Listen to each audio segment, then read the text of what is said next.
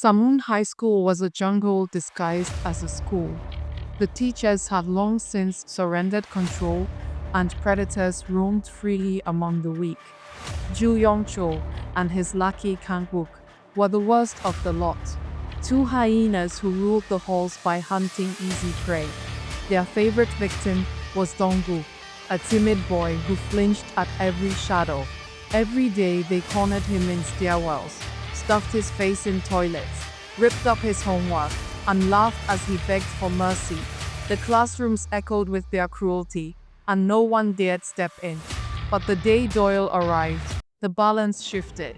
He wasn't tall or loud, nor did he announce himself with arrogance. He just walked in, broad shoulders relaxed, eyes heavy-lidded, face carved with the indifference of someone who had seen worse than anything Samun could throw at him. His presence carried weight, like the gravity of a storm before it breaks. The first to test him was Kangwook. He shoved Doyle's desk, sneering, expecting fear. But Doyle only stared, calm as a loaded gun. When Kangwook swung, Doyle's hand shot out, twisting his finger until bone cracked.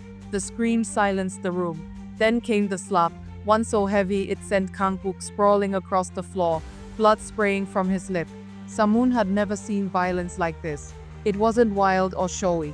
It was surgical, inevitable. Doyle didn't fight like a teenager. He fought like a man who had been fighting his whole life. From that moment, the whispers began. Who is he? Where did he come from? Is he really human? Kangwook limped away broken. And Ju Yongchol suddenly discovered he had urgent business elsewhere. Doyle hadn't just defended himself. He had dismantled the predators in a single afternoon. For Donggu, it was salvation. He rushed to Doyle, eyes wide with desperate hope. Please, he begged, help me, be my protector. But Doyle wasn't interested in friendship. He leaned back in his chair, voice heavy and flat. Protection isn't free. You want me to fight for you? Pay me. Donggu stared, stunned. Pay you? Doyle shrugged.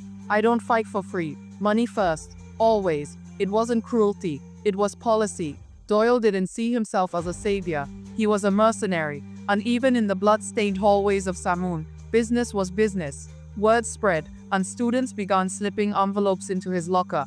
Cash for protection, for revenge, for survival. And with every job, Doyle's legend grew. But with legend comes enemies. The judo twins were next. They were massive, brutish, and arrogant, moving through the corridors like a pair of sumo wrestlers drunk on their own weight. Mina, the most beautiful girl in school, and dangerously unstable, adored them, at least until she saw Doyle fight.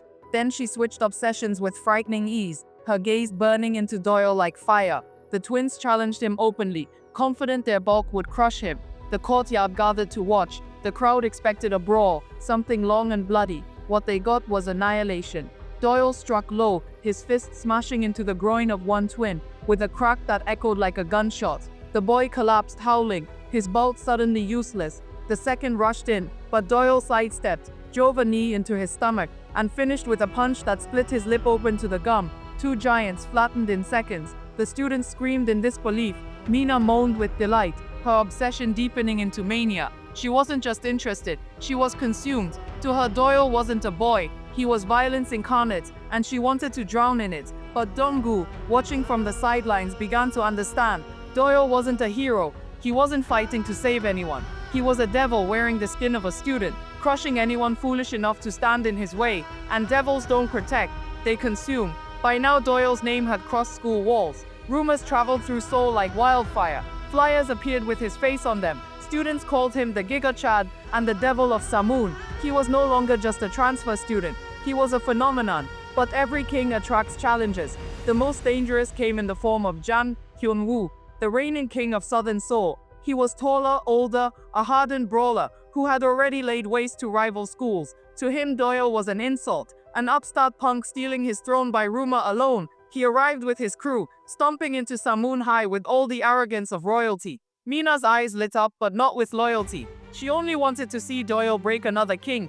Fight me, Hyun-woo demanded, shoving students aside. Show me this devil they talk about. The courtyard erupted again, the air electric with bloodlust. Doyle didn't posture, he didn't roar. He simply walked forward, shoulders loose, gaze cold. Hyun-woo threw the first punch, fast and heavy. Doyul slipped it, spat in his face and drove a stool across his jaw, bone cracked, and the king staggered, shocked that anyone dared humiliate him so. What followed was destruction. Doyul's fists landed like hammers, each blow aimed with terrifying precision. Ribs shattered, teeth broke. The courtyard echoed with the crunch of bone and the thud of flesh. Doyul didn't just beat Hyunwoo, he dismantled him piece by piece, until the self-proclaimed king lay writhing in the dirt, choking on his own blood. Silence fell. The gang that followed Hyunwoo didn't avenge him. They didn't even speak. They dragged him away like trash, leaving Doyul standing tall, untouched. His shadow stretched long across the schoolyard. Samun High had a new king, but Doyul didn't care for crowns. That night, while whispers of his victory spread across Seoul, Doyul sat on the roof counting money from his latest job. To him, Hyunwoo was just another payday. Another enemy fed into the grinder. Donggu confronted him, voice trembling. Do you realize what you've done? Hyunwoo wasn't just some thug. He ruled the whole South. Now every gang, every district will come for you. You've painted a target on your back. Doyul looked up from the bills, eyes cold. Let them come. You don't get it. Donggu snapped. You're not saving us. You're turning this place into hell. Doyul smirked faintly. Hell was already here. I'm just the devil they needed to see it.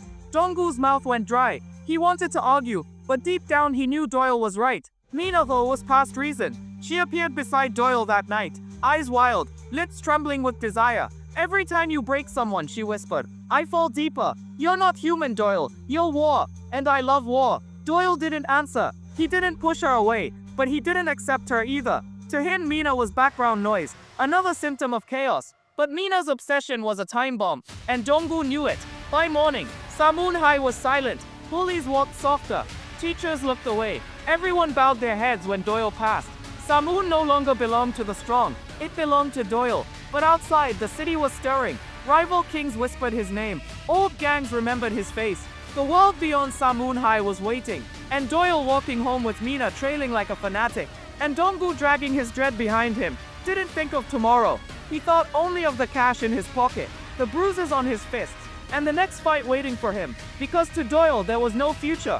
Only violence, only money, only survival. And as long as the world kept feeding him kings, Doyul would keep breaking them. One by one, all the monsters of Korea now want the head of the devil. Now will the devil reveal his true form, or will he become prey to the hyenas of Korea? To watch the next part, subscribe to the channel for more updates.